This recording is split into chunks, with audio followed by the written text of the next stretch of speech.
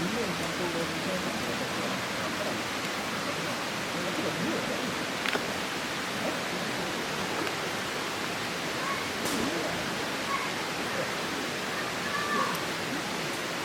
れがいいんだよ、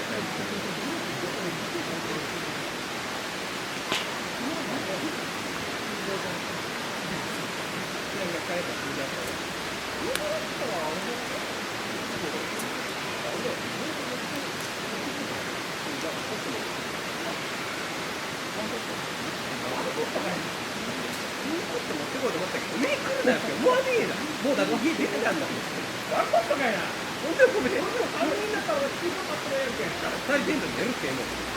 おったらおめえら。大名だ。俺はハモってる。そしたら俺がなんか、ゆっくりするためのなんかちょっと1個でいいと思うだろ。で、お前サングラス持ってきたんだって。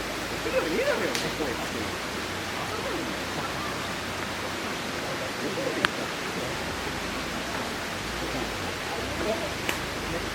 で、火をピラミッド状に。